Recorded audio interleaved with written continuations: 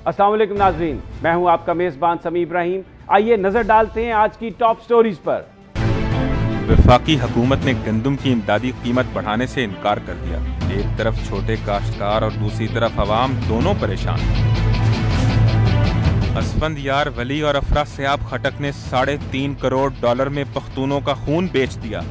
आजम होती एक नया खुफिया मुआहिदा सामने ले आए।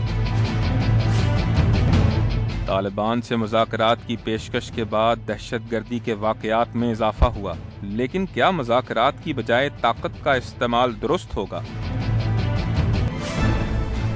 क्या वफाकी काबीना में तौसीह होने वाली है? मौलाना फजलुर रहमान की नवाज शरीफ से मुलाकात।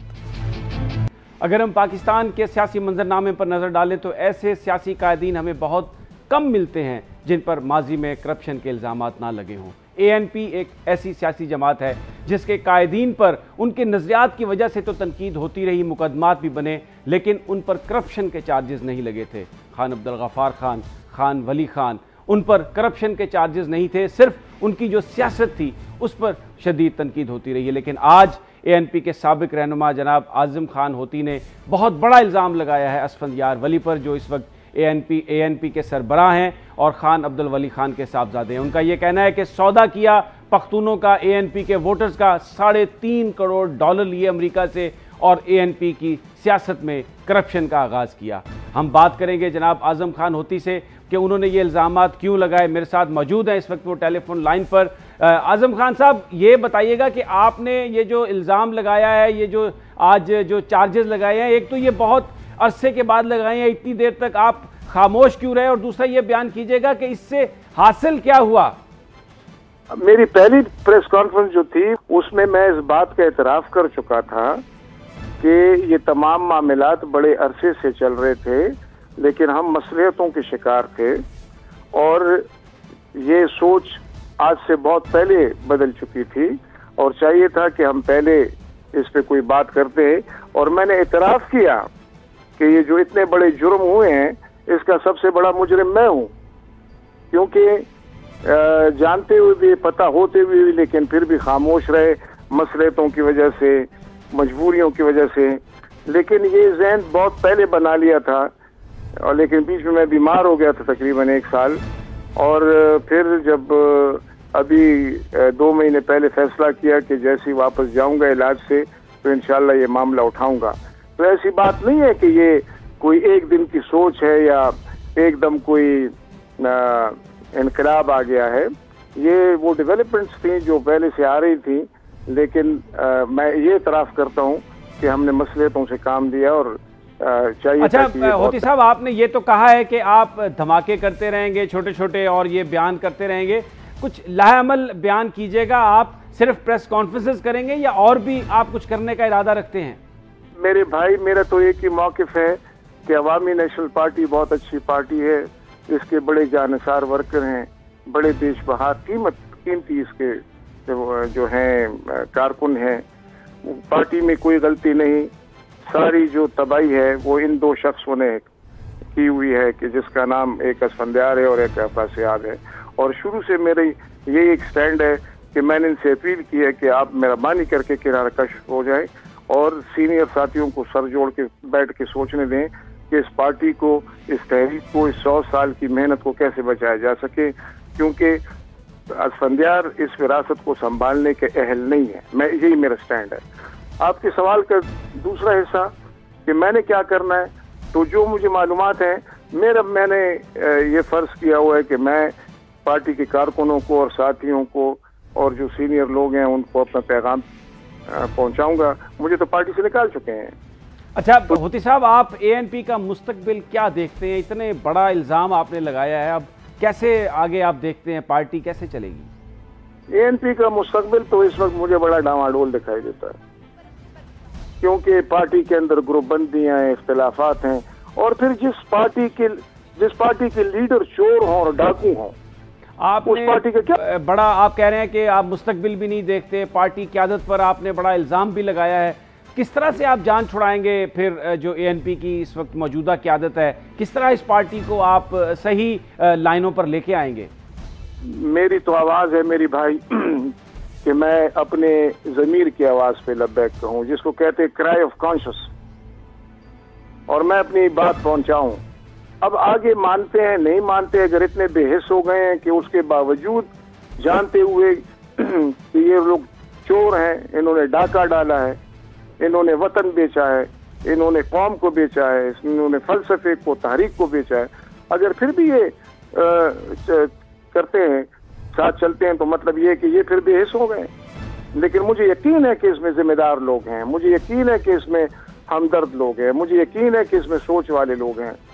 وہ یقیناً اس باتوں کے بعد یہ سوچیں گے کہ کیا کیا جانا چاہیے، کیونکہ میں اپنے لیے تو نہیں کر رہا، میں تو کچھ نہیں مانگ رہا، میں تو پارٹی سے باہر ہوں، لیکن جس پارٹی میں میرے باپ دادا کے خون اور ہڈیاں شامل ہیں جس کی بنیادوں میں، تو میں اس پارٹی اچھا ہوتی صاحب، یہ جو آپ بیان کر رہے ہیں، جو آپ نے الزام لگایا، اس سے تو پتہ چلتا ہے کہ امریکہ کا کتنا اثر تھا پاکستانی سیاست میں۔ اب آپ کیا دیکھتے ہیں، کیا آپ کہتے ہیں اس وقت کتنا اثر ہے امریکہ کا پاکستانی سیاست میں؟ دیکھیں جی، وہ تو میں نہیں کہہ سکتا کیونکہ میرا امریکن سے کوئی انٹریکشن نہیں ہے، لیکن میں اتنا جانتا ہوں کہ اگر انہوں نے کوئی سودا کیا بھی تھا، آج میں نے ایک ٹی وی میں اپیل کی طالبانوں سے، میں نے کہا آپ لوگ بے گناہ لوگوں کو کیوں مار رہے ہیں؟ آپ کو پتا ہے کہ آپ کے سر کا سودا کس نے کیا ہے، کس نے پیسے لیے ہیں، اور آپ کو اچھی طرح پتا ہے کہ یہ 2 لوگ ہیں، تو یہ بے گناہ کو کیوں مار رہے ہیں؟ یہ 2 ہیں نا، ان کو پکڑیں، ان کے ساتھ اپنا حساب کتاب کریں۔ وہ الگ بات ہے کہ ان میں اتنی غیرت نہیں ہے کہ ایک پٹاخے سے بھاگ کر 5 سال باہر بیٹھے رہتے ہیں، تو کریں ان کے ساتھ حساب کتاب۔ اچھا، مجھے پتا نہیں ہے یہ کہ کیا سر رسوخ ہے، لیکن میں اتنا جانتا ہوں کہ ان لیڈروں کی وجہ سے ANP اپنا اعتماد کھو چکی ہے، اندرون ملک بھی اور بیرون ملک۔ اچھا، میں ہوتی صاحب پھر یہ دہراؤں گا سوال، میں نے پہلے بھی کیا، یہ بیان کیجئے گا کہ امریکہ چاہتا کیا تھا؟ اتنے پیسے جو دیے پارٹی لیڈرشپ کو، ANP کو، کیا حاصل کرنا چاہتا تھا؟ دیکھیں جی، مجھے کیا پتا، یہ تو جس نے سودا کیا ان کو پتا ہو، مجھے تو یہ بھی نہیں پتا کہ امریکہ میں کس نے دیے ہیں، لیکن مجھے اتنا پتا ہے کہ ان کو پیسے ملے ہیں، اور میں نے وہ ریفرنس دیے ہیں، میں نے اس آدمی کا ذکر کیا ہے جس نے ٹرپ ارینج کیا ہے، جو گواہ ہے، جو آیا، جس نے بتایا، میں نے تو کوئی بات چھپائی نہیں، میں نے تو سب بتا دیا، اور وہ آدمی میرے پاس صرف نہیں آیا، اسے ریکویسٹ کی سینئر رہنماؤں سے ملنے کے لیے، میں نے ان کو افضل خان لالا کے پاس بھیجا، میں نے بیگم نسیم علی خان کے پاس بھیجا، 2 دفعہ بیگم نسیم علی خان سے ملاقات ہوئی تھی، 1 دفعہ افضل خان سے ہوئی، یہ تو آپ ان سے سوال کریں، ان کے پاس بھی گئے تھے کہ ان سے کیا کہا ہے، میں نے اپنے حوالے سے تو نہیں کہا، میں نے تو ریفرنس دیا باقاعدہ۔ اچھا ہوتی صاحب، اس وقت مذاکرات کی بات ہو رہی ہے طالبان سے، آپ کیا کہتے ہیں، حکومت کو طالبان کے ساتھ مذاکرات کرنے چاہیے یا ان کے خلاف کارروائی؟ میرے بھائی، اس میں تو اب 2 رائے نہیں ہونی چاہیے، میں تو ایز انڈیویجول کہہ سکتا ہوں کہ اب جب کہ تمام سیاسی اور مذہبی جماعتیں اس ایک نقطے پہ متفق ہو چکی ہیں APC کی صورت میں کہ ان سے پہلے بات کی جائے اور پھر بعد میں دیکھا جائے، تو اب ایک فیصلہ ہو چکا ہے، کنسنسس فیصلہ ہے، میرے خیال میں اس کو فالو کرنا۔ اچھا، یہ بالکل آپ صحیح کہہ رہے ہیں کہ APC نے کہا مذاکرات کیے جائیں، لیکن ابھی 1.5 ماہ سے زیادہ ہو گیا، ابھی ہمیں مذاکرات ہوتے ہوئے نظر تو نہیں آ رہے کہیں؟ اب دیکھیں نا میرے بھائی، بہت باتیں ایسی ہوتی ہیں جو آپ کو اور مجھے نہیں دکھائی دیتی ہوں گی لیکن بیچ میں چل رہی ہوں گی، تو ذرا انتظار کرنا چاہیے کہ حکومت اور تمام پارٹیاں اس پہ متفق ہیں اور حکومت کو یہ اختیار دیا ہوا ہے اور بیچ میں کچھ ایسے لوگ پڑے ہوئے ہیں جیسے مولانا فضل الرحمان صاحب ہیں، تو تھوڑا انتظار کرنا چاہیے کہ اس کا کیا نتیجہ نکلتا ہے، تو اس کے بعد یہ بات ہو سکتی ہے کہ بھئی یہ آپشن ختم ہو گیا تو اب دوسرا آپشن کیا ہے، لیکن میرے خیال میں یہ صرف حکومت کا کام بھی نہیں ہے، یہ تمام سیاسی اور مذہبی جماعتوں کا، پاکستان کا یہ کلیکٹیو ذمہ داری ہے کہ وہ مل بیٹھ کر ایک متفقہ فیصلہ۔ اچھا ہوتی صاحب، کیونکہ آپ نے کہا کہ آپ مزید پریس کانفرنسز بھی کریں گے اس ایشو پر، یہ بیان کیجئے گا کہ آپ اب اگلی اس حوالے سے پریس کانفرنس کب کریں گے؟ میں بات کروں گا جب اسفندیار آئے گا ایئر پہ، میں یہ کارندے جو ہیں چھوٹے چھوٹے زاہد خان وغیرہ، یہ کولو کے بیل جو ہیں جن کی آنکھوں پہ پٹی بندی ہوئی ہے، جو گالی کر رہے ہیں اور چکر میں چل رہے ہیں، ان کو میں جواب نہیں دیتا۔ اچھا، اس وقت تو بالکل آپ کے بڑے شدید اختلافات ہیں، آپ نے بڑا الزام بھی لگایا ان پر، یہ بیان کیجئے کیا کوئی صلح کا امکان بھی ہے؟ کس بات کی صلح؟ میری ان کے ساتھ ذاتی دشمنی تو نہیں ہے، میں تو اس تحریک کی بات کر رہا ہوں جس تحریک میں 105 سال لگے ہیں، محنت ہوئی ہے، اور میرے باپ دادا سے لے کر میرے تک سب کا حصہ ہے اس میں تو اس تحریک کو بچانے کی بات کر رہا ہوں، میری ان سے ذاتی کیا دشمنی ہے؟ ذاتی طور پر تو وہ 6 فٹ 3 انچ کے انسان ہیں, اچھے خوبصورت ہیں. یہ الگ بات ہے کہ ایک پٹاخے سے بھاگ جاتے ہیں 5 سال کے لیے. بہت بہت شکریہ اعظم خان ہوتی صاحب جو یہ کہہ رہے تھے کہ تحریک جو ان کی جماعت ہے اس کے کارکنوں کا سودا کیا اسفندیار ولی نے اور افراسیاب خٹک نے $3.5 کروڑ میں, اور وہ مزید پریس کانفرنسز بھی کریں گے, لیکن وہ بولیں گے اب اس وقت جب اسفندیار ولی خود ان کو رسپونڈ کریں گے, خود ان کو اس بات کا جواب دیں گے. لیکن وہ یہ بتانے سے قاصر تھے کہ امریکہ کیا حاصل کرنا چاہتا تھا, کیوں امریکہ نے اتنے پیسے دیے, لیکن ان کا یہ کہنا تھا کہ مذاکرات ضرور ہونے چاہیے. ناظرین یہاں پر ہم لیتے ہیں ایک بریک, اور بریک کے بعد ایک اور اہم معاملہ گندم کی امدادی قیمت کا, اس حوالے سے ہم گفتگو کریں گے کہ ابھی تک وفاقی حکومت نے گندم کی امدادی قیمت میں نہ صرف اضافے کا اعلان نہیں کیا بلکہ یہ کہا ہے کہ اس میں اضافہ نہیں ہو سکے گا. کس حد تک یہ گندم کی بجائی پر اثر انداز ہوگی اور اگلے سال آٹے کی قیمت کیا ہوگی, لیکن یہ سب ایک مختصر سی بریک کے بعد.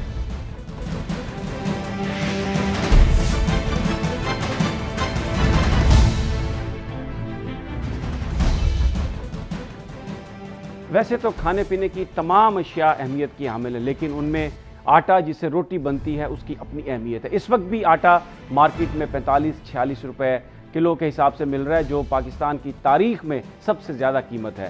لیکن بتایا یہ جا رہا ہے کہ اگلے سال یہ کرائسس اور بڑھ جائے گا, آٹے کی قیمتوں میں اور اضافے کا امکان ہے. اب جو خبر آئی ہے وفاقی حکومت نے گندم کی امدادی قیمت میں اضافے سے انکار کر دیا ہے اور صوبوں کو لکھا ہے کہ وہ کسان کی مدد کرے اور بہت ساری دوسری چیزوں کی قیمت کم کر کے جو گندم کی بجائی ہے اس کی کاسٹ میں کمی کرے, لیکن بظاہر ایسا ممکن نظر نہیں آتا. وفاقی حکومت نے تو یہ فیصلہ اس لیے کیا ہے تاکہ آٹا مہنگا نہ ہو, لیکن اگر گندم بیجی نہ گئی, اگر اس لیے کاشتکار نے گندم کی بجائی نہ کی کہ اس کو ریٹرن اس پہ نہیں ہے, تو پھر اس کی اگلے سال اس میں کمی واقع ہو جائے گی اس کی پیداوار میں, جس میں بتایا جاتا ہے کہ باہر سے امپورٹ کرنا پڑے گی, اور اگر امپورٹ کیا جائے تو اس وقت جو قیمت ہے وہ تقریباً 1700 روپے من ملتی ہے. یہ سارا معاملہ ہے کیا, خط وفاقی حکومت نے کس کو لکھا ہے, آج اس پر ہم گفتگو کریں گے. ہمارے سینئر نمائندے ذوالفقار علی ہمارے ساتھ ہیں. ذوالفقار علی, یہ ایک بڑا اہم معاملہ ہے جس پر خط لکھا ہے جو وفاقی ہیں کمشنر فوڈ سیکیورٹی, انہوں نے تمام صوبوں کو, تو کیا صوبے جو ہیں وہ سبسڈی دے کے اس کی جو کاسٹ ہے اس کو کم رکھ سکتے ہیں؟ سمیع صاحب, یہ ایک بہت بڑا ایک اور المیہ یہاں پہ اب دیکھنے میں آئے گا, کیونکہ جو خط لکھا گیا ہے وہ شکیل احمد خان ہیں جو فیڈرل کمشنر فوڈ سیکورٹی ہیں, چاروں چیف سیکرٹری کو خط لکھا ہے, اور میں آپ کو کوٹ کر دوں کہ انہوں نے کیا کہا ہے. یہ ہمارے پاس اس لیٹر کی کاپی موجود ہے. وہ کہتے ہیں کہ while the increase in the support price of wheat may not be good option because its inflationary implications, یعنی وہ کہتے ہیں مہنگائی کا اس پہ اثر ہوگا. لیکن ساتھ ہی انہوں نے یہ وارننگ بھی دی ہے, چاروں چیف سیکرٹریز کو یہ کہا ہے کہ اپنی حکومت کو وہ یہ کہیں کہ کسانوں کی پیداواری لاگت کو, ان کے مداخل کو, ان کے بیج کو, ان کی کھاد کو, ان کے ڈیزل کو, وہ اس کی کاسٹ کم کر کے ان کو کمپنسیٹ کریں. اور ساتھ وارننگ ہے سمیع صاحب کہ اگر ہنگامی بنیادوں پر یہ نہ کیا گیا تو پاکستان کا کسان اگلے سال مالی بدحالی کا شکار ہو جائے گا, اور بھوک ننگ کا, یہ جو لفظ استعمال کیے گئے ہیں وہ میں آپ کو بتا دوں, feeling this Pakistan may be compelled to import bigger quantities of wheat next year. اور جو کسانوں کے لیے کہا ہے اس نے کہا کہ وہ ہارڈشپس اینڈ سٹارویشن کا شکار ہوں گے. تو یہ ایک وارننگ ہے, اور صوبوں پہ ڈال دی گئی ہے ذمہ داری کہ وہ کسانوں کو کمپنسیٹ کریں. اور یہ اب صورتحال یہ ہے کہ میں پنجاب ہے جس میں 75% سے زائد جو ویٹ ہے وہ اس کی پروڈکشن ہونی ہے, اس صوبے کی حالت یہ ہے کہ اس نے پچھلے مہینے تنخواہوں کے لیے اسٹیٹ بینک سے 7 ارب 18 کروڑ روپے کا اوڈی لیا ہے. تو یہ ایک بہت بڑا ایک میس کریٹ ہونے لگا ہے پاکستان کی. لیکن یہ تو آپ کی بات صحیح ہے ذوالفقار کے ایک میس کریٹ ہوگا, لیکن جو انٹینشن ہے وفاقی حکومت کی کہ اگر 1200 روپے من سے امدادی قیمت کو بڑھایا جائے تو پھر یقیناً آٹا مہنگا ہوگا, تو آٹا مہنگا ہونے سے تو غریب آدمی اور پس جائے گا. یہ شہری علاقوں کے عوام کا مسئلہ ہے. دیکھیں وہ فوڈ سبسڈی نہیں دیتے, فوڈ سبسڈائز کر کے یعنی آٹے پر سبسڈی دی جا رہی ہے, اربوں روپے کی سبسڈی ہے, بجٹ میں پروجیکشن موجود ہیں. سمیع صاحب, یہ وہ لوگ ہیں, وہ یہ خط کہہ رہا, میں نہیں کہہ رہا, خط میں لکھا ہوا ہے کہ پاکستان کو اگلے سال گندم درآمد کرنا پڑے گی. اور ایک اور اہم بات کہ اس سال 24 ملین ٹن سے زیادہ 2,41,20,000 ٹن اس سال گندم پیدا ہوئی ہے, اور اس سال نجی شعبے نے 3,10,000 ٹن گندم امپورٹ کی ہے پاکستان میں. پاکستان کے لوگوں کو روٹی فراہم کرنے کے لیے. تو جب روٹی نہیں ملے گی اس کی قیمت کون دے گا؟ ایک ذوالفقار آپ یہ بتائیے، یہ جو ہم گندم امپورٹ اس دفعہ بھی کی ہم نے، یہ پاکستان کی کنزمپشن اتنی ہے یا یہ ہمارے جو نیبرنگ کنٹریز ہیں اس میں اسمگل ہو جاتا ہے؟ اس میں افغانستان کا بھی دیکھیں، افغانستان صدیوں سے پاکستان پہ ڈیپینڈ کر رہا ہے. یہ ہم نے اس کو شامل کر کے پروڈکشن کرنی ہوتی ہے. ہم نے کل جو پوری اس پہ اوپر جب پوری ٹرانسمیشن پورا دن چلائی ہے، ہم ڈھونڈتے رہے federal secretary food security Bosan صاحب کو، ان کے یہاں کوئی ذاتی مسئلہ وہ نہیں ملے. چاروں صوبوں کے فوڈ منسٹر نہیں ملے. فیڈرل منسٹر کی آپ بات یس فیڈرل منسٹر، چاروں صوبوں میں کوئی نمائندہ نہیں ملا ہمیں کہ جو ہمیں بتائے کہ یہ وہ ویٹ پرائس کی امدادی قیمت جو اس کو ہم کہہ رہے ہیں کیوں نہیں بڑھا رہے. تو آج ہم نے اس خط کو حاصل کیا اپنے ذرائع سے. تو اب ہمارے سامنے یہ بات آئی ہے کہ ان کی یہ انٹینشن ہی نہیں ہے، وہ اس کو بڑھانا ہی نہیں چاہتے. اور ساتھ میں دیکھیں وہ کہہ رہے ہیں کہ کسان بھوک ننگ کا شکار ہونے والا ہے، پاکستان کو گندم درآمد کرنا پڑے گی. تو بھائی گندم کس قیمت پہ درآمد پڑنے گی؟ وہ 1721 روپے فی من ہوگی. کسان کو 1200 روپے دینے پہ مضر ہے، اور امپورٹ جو ہوگی وہ 1721 روپے پہ ہوگی. یہ اس ڈاکومنٹ، یہ خط کہہ رہا ہے، میں نہیں کہہ رہا ہوں. تو جب حمید صاحب اس قسم کی آپ کی دیکھیں کس کو بچا رہے ہیں آپ؟ 1721 روپے کس کی جیب سے نکلیں گے جو امپورٹ ہوگی گندم؟ وہ بھی تو اس ملک کے شہریوں کی جیب سے نکلیں گے نا، غریب آدمی کی جیب سے نکلیں گے. اس کو آپ ادھر سے کان پکڑیں یا ادھر سے. دیکھیے میں پھر اسی بات کی طرف آتا ہوں کہ اس وقت جو آئی ایم ایف کہہ رہا ہے کہ آپ سبسڈی ختم کر دیں، آئی ایم ایف کہہ رہا ہے کہ آپ بالکل کسی قسم کی سبسڈی نہ دیں. تو حکومت نے اگر سبسڈی ختم کرنے کا فیصلہ کیا ہے اس لیول پر، تو وفاقی لیول پر، تو صوبوں کے لیول پر کیسے وہ کہہ سکتے ہیں کہ آپ سبسڈی دیں؟ صاحب یہی ہے، یہی بات ہے، یہی پوائنٹ میں آپ کو بنانا چاہ رہا ہوں کہ صوبے اس کنڈیشن میں نہیں ہے. اگر وہ چاہیں بھی تو ان کی مالی حالت اس قابل نہیں ہے. پنجاب کی نہیں ہے تو باقی کیا ہوگا؟ نمبر 1. نمبر 2 بات یہ ہے کہ صوبوں کو اب کہہ رہے ہو اور 20 دن رہ گئے ہیں پورا اس کی بوائی میں، یعنی 15 نومبر تک آئیڈیل جو ہوتا ہے وہ سیزن ہوتا ہے کہ آپ گندم کو 15 نومبر سے پہلے آپ نے بونا ہے اگر آپ نے اچھی پیداوار لینی ہے. اب کسانوں کو آپ جب یہ پاکستان کی 65% رورل آبادی کے لیے بہت بڑا خطرہ پیدا کر دیا گیا ہے. انہوں نے کہہ دیا ہے سمیع صاحب پچھلے سال فی منتھ کسان کو 159 روپے کی بچت ہو رہی تھی ویٹ کراپ سے. اس سال میں آپ کو پنجاب کا بتا دوں تو پنجاب میں رہ جائیں گے 66 روپے اور سندھ میں رہ جائے گا 100 روپے فی منتھ. مجھے بتائیے پوری فیملی لگی ہوتی ہے ویٹ میں کہ کھیت میں جب کام کرنے کے لیے، یہ مزدوری شامل نہیں اس میں. تو یہ بتائیں مجھے اس کسان کو کیا آپ نے مثلا کہ کھلے آسمان تلے ننگے پاؤں کھڑا کر کے سردی میں اب اس کا آپ اور امتحان لینا چاہتے ہیں؟ دیکھیں پاکستان کی فوڈ سیکورٹی نمبر 1 جو ہے وہ پاکستان کی گورنمنٹ کی اپلیکیشن ہونی چاہیے. یہ پاکستان کی حکومت کا فرض ہے. اور اگر فرض ایک دوسرے پہ ڈال دیا وفاق نے صوبوں پہ، اور صوبے تو بیچارے اس قابل نہیں، اس کا مطلب یہ ہے کہ سارا کچھ جو ہے وہ اوپن ہو گیا ہے. اور پاکستان کی 65% آبادی کی انکم رورل، وہ کہہ رہے ہیں رورل معیشت اگلے سال تباہ ہو جائے گی. یہ لکھا ہوا ہے کہ اگلے سال رورل معیشت تباہ ہو جائے گی، کسان بدحالی کا شکار ہوگا. جب آپ کو یہ پتہ ہے تو پھر اس قسم کے فیصلے کیوں کر رہے ہیں؟ جان بوجھ کے کیا جا رہا ہے. بہت بہت شکریہ ذوالفقار. ایک بڑا اہم معاملہ جو اس وقت یہ ہے کیونکہ گندم کی امدادی قیمت میں اضافہ نہ کرنے کا فیصلہ کیا گیا ہے. بظاہر تو یہ فیصلہ اس لیے کیا گیا ہے کہ اگر گندم کی قیمت بڑھے گی تو آٹا مہنگا ہوگا، اور آٹا مہنگا ہوگا تو غریب کے لیے روٹی کا مسئلہ ہوگا. لیکن دوسری طرف اگر گندم کی بجائی ہی نہ ہوئی، اگر کاشتکار کو اس میں کوئی منافع ہی نہیں ہے، تو پھر گندم کی کمی ہوگی اور آپ کو باہر سے منگوانی پڑے گی گندم. اور جو گندم کی باہر سے آنے والی گندم کی قیمت بتائی جا رہی ہے وہ 1721 روپے من ہے، جس سے آٹے کی قیمت آپ اندازہ لگا سکتے ہیں کہ کس حد تک پہنچ جائے گی. ایک بڑا اہم معاملہ ہے اس پر، اور لگتا ہے کہ حکومت کے پاس کوئی زیادہ آپشنز نہیں ہیں. بہرحال دیکھتے ہیں کہ آگے چل کر حکومت اس حوالے سے کیا فیصلہ کرتی ہے. لیکن یہاں پر ہم لیتے ہیں ایک بریک، اور بریک کے بعد ہم بات کریں گے ایک اور نہایت اہم معاملے پر. طالبان سے مذاکرات کے حوالے سے اب کھل کر دو آراء آنا شروع ہو گئی ہے. مجلس وحدت المسلمین کا یہ کہنا ہے کہ مذاکرات کرنا غیر آئینی ہے کیونکہ یہ وہ لوگ ہیں جو ان پر حملہ کر رہے ہیں، جبکہ دوسری جانب پاکستان کی بہت ساری سیاسی جماعتیں یہ کہہ رہی ہیں کہ مذاکرات ہونے چاہیے. اس پر گفتگو کریں گے لیکن ایک مختصر سی بریک کے بعد.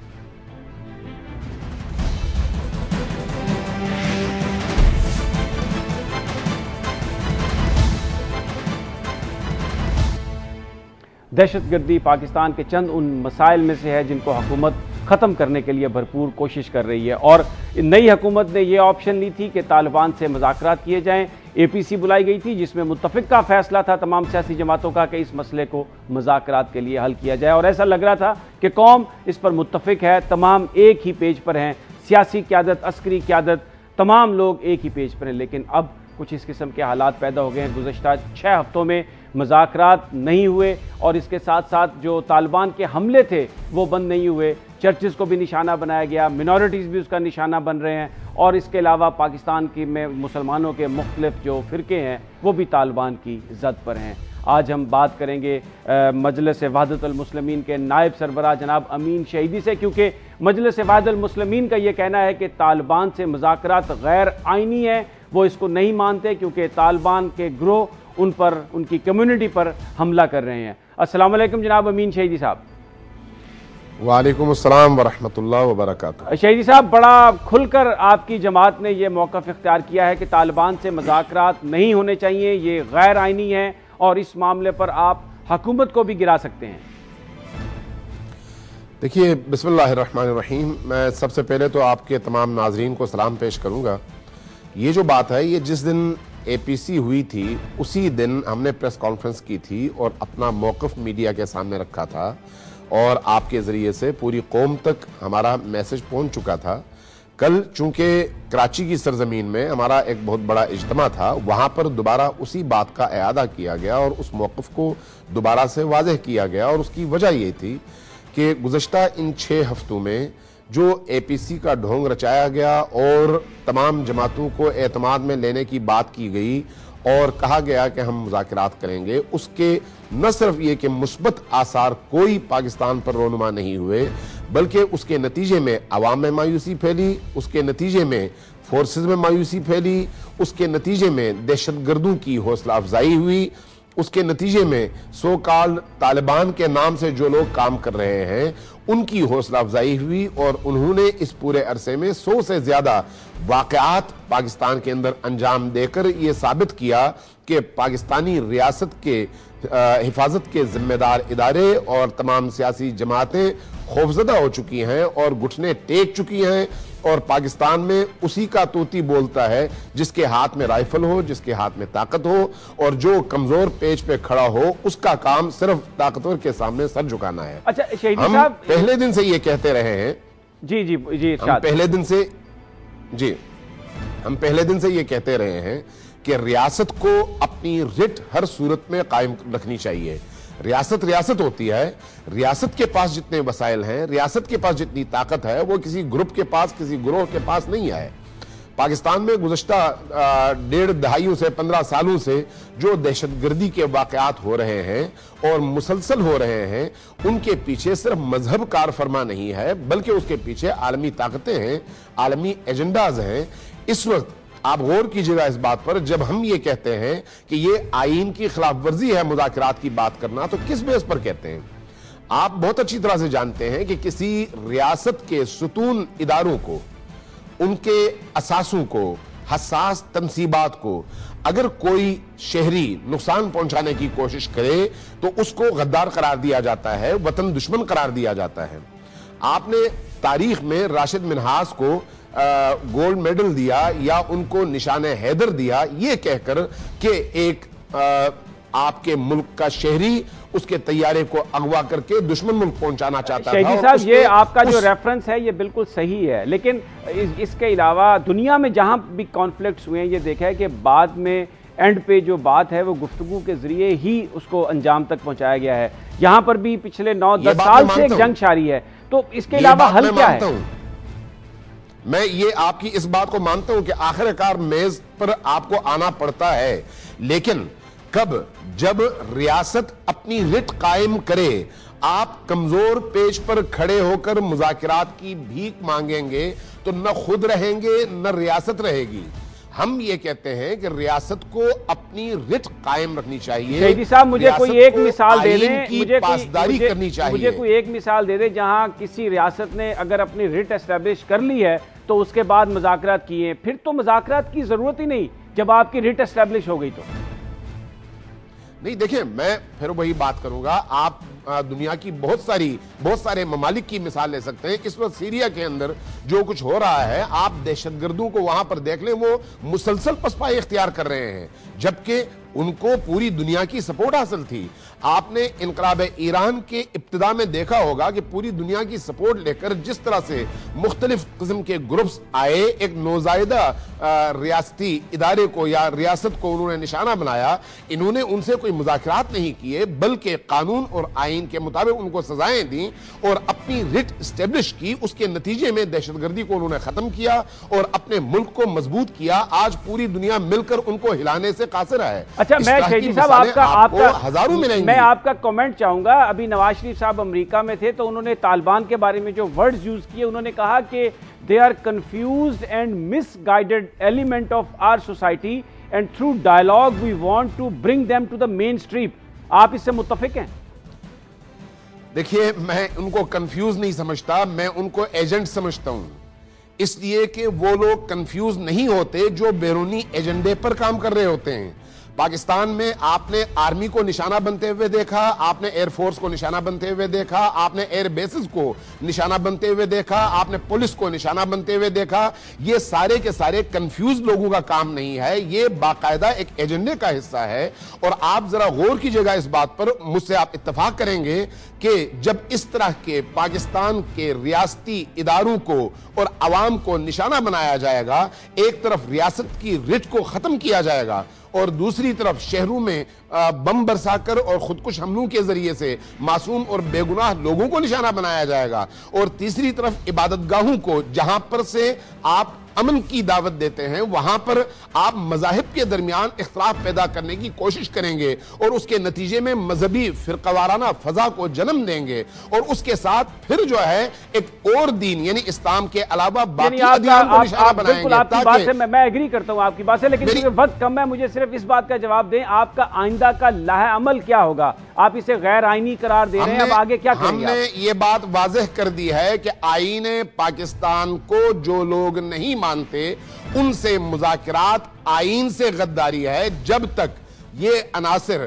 آئین کو مان کر مذاکرات کی میز پر نہیں آتے, جب تک یہ اسلحہ رکھ کر مذاکرات کی میز پر نہیں آتے, اس وقت تک آپ اگر اسلحہ رکھ کر مذاکرات کی بات کریں گے تو گویا یہ ریاست کی ناکامی ہے, گویا یہ ریاست کی حفاظت کے ذمہ دار اداروں کی ناکامی ہے. اس سے آپ پوری دنیا کو یہ میسج دیں گے کہ آپ ایک ناکام ریاست ہیں. جو بھی طاقت کے بل بوتے پر آپ کے مقابلے میں کھڑا ہوگا آپ اس کے سامنے سر تسلیم خم کریں گے اور آپ شکست کا اعلان کریں گے. بہت شکریہ امین شہیدی صاحب جو کہہ رہے تھے, بڑے سٹرونگ ویوز ہیں ان کے مذاکرات کے حوالے سے. ان کا یہ کہنا ہے کہ جب تک وہ ایلیمنٹ جو اسٹیبلش جو گورنمنٹ کی رٹ کو نہیں مانتا اس وقت تک ان سے مذاکرات کا کوئی فائدہ نہیں. اگر آپ کریں گے تو آپ کو ایک کمزور اور ناکام اور فیلڈ ریاست سمجھا جائے گا. ناظرین, یہاں پر ہم لیتے ہیں ایک بریک, لیکن بریک کے بعد ہم بات کریں گے جمعیت علماء اسلام فضل الرحمان گروپ کے جناب حافظ حمداللہ صاحب سے.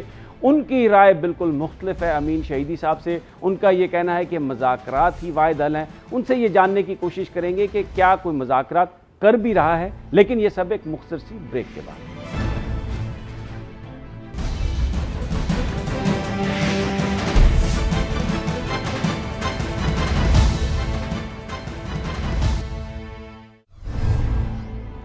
طالبان سے مذاکرات کے حوالے سے جمعیت علماء اسلام فضل الرحمان کا موقف بہت واضح ہے. وہ یہ سمجھتے ہیں کہ صرف مذاکرات ہی سے معاملے کا حل نکالا جا سکتا ہے, اور جو جنگ ہے یہ در حقیقت امریکی ایجنڈا ہے, یہ پاکستان کے مفادات میں نہیں ہے, یہ پاکستان کی ترجیحات بھی نہیں ہونا چاہیے. لیکن اے پی سی کو ہوئے 6 ہفتے سے زیادہ گزر گئے, ابھی تک مذاکرات کی ہمیں کوئی شکل نظر نہیں آ رہی. آج مولانا فضل الرحمان نے جناب وزیر اعظم نواز شریف صاحب سے بھی ملاقات کی ہے. اس کے بعد مختلف اسپیکولیشن ہوئی ہے. کچھ کا کہنا تھا کہ اس میں مذاکرات کے حوالے سے گفتگو ہوئی, جبکہ کچھ سیاسی سرکل یہ کہہ رہے ہیں کہ اس بات کا بھی امکان ہے اور اس موضوع پر بھی گفتگو ہوئی کہ جمعیت علماء اسلام وفاقی کابینہ میں جلد شمولیت اختیار کرے گی. آج اس ساری صورتحال پر ہم بات کریں گے. جناب حافظ حمداللہ صاحب جمعیت علماء اسلام کے رہنما ہیں. السلام علیکم جناب حافظ صاحب. وعلیکم السلام. حافظ صاحب, پہلے تو یہ بیان کیجئے گا کہ مذاکرات کوئی جرگہ نہیں بنا. مولانا فضل الرحمان بار بار یہ کہہ رہے ہیں اور بہت سارے لوگ یہ کویسچن کر رہے ہیں پاکستان میں کہ اے پی سی کی جو سفارشات تھی مذاکرات کے حوالے سے, کیا وہ محض ایک ڈھونگ تھا؟ کیونکہ پریکٹیکلی تو کوئی ہمیں گفتگو طالبان اور پاکستان کی حکومت میں ہوتی ہوئی نظر نہیں آ رہی. بسم اللہ الرحمن الرحیم. سمیع ابراہیم صاحب, بات یہ ہے بنیادی، جمعیت علماء اسلام نے 9 ستمبر کے اے پی سی میں بھی ہماری قیادت نے سب سے بنیادی سوال یہی اٹھایا کہ 9 ستمبر سے پہلے جتنی بھی اے پی سیز ہوئی ہے اور آپ کی متفقہ قراردادیں جو جوائنٹ سیشن سے پاس ہوئی ہے، جس کا خلاصہ مذاکرات تھا کہ طالبان سے اگر آپ بات کرتے ہیں، اس مسئلے کو حل کرنا چاہتے ہیں، اس دلدل سے آپ نکلنا چاہتے ہیں، تو اس کا حل اور اس کا راستہ مذاکرات ہے۔ لیکن بدقسمتی یہ ہے کہ جب فیصلہ ہوتا ہے اس پر عمل درآمد کرنے میں مشکلات پیدا ہو جاتی ہے، پھر اس پر عمل ہونا مشکل ہو جاتا ہے۔ تو اگر اس طرح کی اے پی سی ہم کریں گے اور اعلامیہ جاری کر کے پھر عمل درآمد کرانے میں رکاوٹیں اور مشکلات پیدا ہو جاتی ہے یا وہ سسروی کا شکار ہو جاتا ہے، تو جو قوتیں پاکستان کو غیر مستحکم کرنا چاہتے ہیں، ان کی سلامتی ان کو زیب نہیں ہے، ان کو پسند نہیں ہے، اور یہاں انتشار پھیلانا چاہتے ہیں، وہ اندر سے ہو یا باہر سے ہو، ان کو موقع ملے گی۔ لہذا بنیادی ضرورت اس بات کی ہے کہ ہم جلد از جلد اس پر عمل درآمد کرنے کی کوشش کریں۔ آپ کی بات صحیح ہے، 6 ہفتے 7 ہفتے گزر گئے، ابھی تک کیا بات ہوئی ہے، کیا اقدامات اٹھائے گئے ہیں؟ ظاہری طور پر میڈیا پر کسی بھی ذمہ دار فورم سے، وزارت ہمارے داخلہ کی طرف سے یا پرائم منسٹر کی طرف سے کسی نے بھی یہ ہمیں نہیں بتایا ہے کہ یہاں تک ہم نے پیش رفت کی ہے، لیکن ہم بھی جمعیت علماء اسلام آج بھی اسی موقع پر قائم ہے کہ مذاکرات کی واحد حل ہے اس مسئلے کا۔ آپ کی جماعت کا یہی موقف ہے۔ آپ نے ذکر کیا کہ رکاوٹ ڈالی جاتی ہے، یہ کچھ بیان کیجئے گا کہ یہ رکاوٹ ڈالنے والے کون ہیں؟ دیکھیں سمیع ابراہیم صاحب، میرے بتانے کے میرے خیال میں پتہ نہیں کوئی اعتماد کرے گا یا نہیں کرے گا، یا کوئی مستند ہوگا یا نہیں ہوگا۔ آپ ماضی میں دیکھیں تجربات اور اے پی سی جو آپ کے ہوئے ہیں، کیسے سبوتاژ ہوئے ہیں۔ جب مئی 11 کی الیکشن ہوئی، اس کے بعد نواز شریف صاحب نے 2 باتیں کی۔ ایک بات انڈیا سے مثبت تعلقات کی اور قربت کی، دوسری بات طالبان سے مذاکرات کی۔ 1 ہفتے کے اندر ولی الرحمان کو ڈرون سے نشانہ بنایا گیا اور 1 ہفتے کے اندر ایل او سی پر جنگ کی سماع شروع ہو گئی۔ اب آپ یہ تھیوری دیکھیں کہ کیا ایک طرف انڈیا سے تعلقات کو سبوتاژ کرنے کی کوشش کی جا رہی ہے تاکہ پاکستان اور انڈیا قریب نہ آ سکے ایک دوسرے کے ساتھ، اور دوسری طرف ولی الرحمان جو مذاکرات کی پیشکش انہوں نے کی انتخابات سے پہلے، ان کو نشانہ بنایا گیا نئی گورنمنٹ کے لیے جو ایک مثبت سمت کی طرف جا رہی تھی۔ انہوں نے اعلان کیا، ان کو نشانہ بنا کے کیا یہ سبوتاژ کرنے کی سازش نہیں ہے؟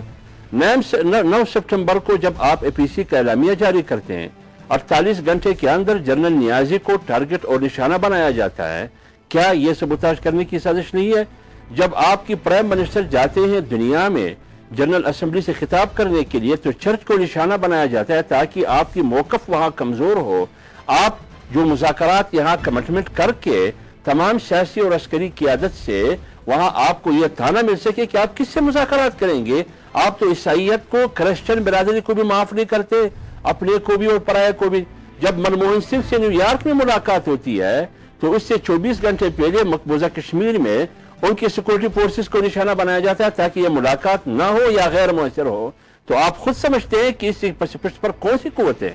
اچھا حافظ صاحب، ایک اور بڑا اہم ڈیولپمنٹ یہ ہوئی ہے کہ مجلس وحدت المسلمین نے یہ کہا ہے کہ یہ جو مذاکرات ہیں طالبان سے، یہ تو بالکل غیر آئینی ہیں، اور انہوں نے یہ کہا ہے کہ وہ اس حوالے سے اگر پیش رفت ہوئی تو وہ حکومت کو بھی گرا سکتے ہیں۔ تو یہ جو تاخیر ہے، اس سے تو صورتحال مزید کمپلیکیٹڈ نہیں ہوتی جا رہی؟ دیکھیں، یہ تو پہلے بھی میں نے آپ کو یہی بات کی جو آخر آپ کر رہے ہیں۔ میں نے کہا کہ ہماری قیادت کا پہلے بھی یہی شکوہ تھا، اے پی سی میں بھی اٹھایا گیا کہ تاخیر نہیں ہونی چاہیے۔ اس مسئلے کو آپ جتنا بھی جلدی اس کے لیے مثبت اقدامات اٹھا سکتے ہیں، مذاکرات کر سکتے ہیں، اس کو جلد از جلد حل کرنا چاہیے۔ لیکن جتنی بھی تاخیر آپ کریں گے تو ان قوتوں کو موقع ملے گی جو وہ مذاکرات کے ذریعے اس مسئلے کا حل نہیں چاہتے۔ جہاں تک آپ نے وحدت المسلمین کی بات کی، اب وحدت المسلمین کا مجھے معلوم نہیں ہے کہ وہ کس پس منظر میں یہ کہتے ہیں کہ مذاکرات کے ذریعے اس مسئلے کا حل نہ ہو۔ تو میرے خیال میں یہ میری سمجھ سے بالاتر ہے، یہ کیسی سیاست ہے اور یہ کیسے منطق ہے۔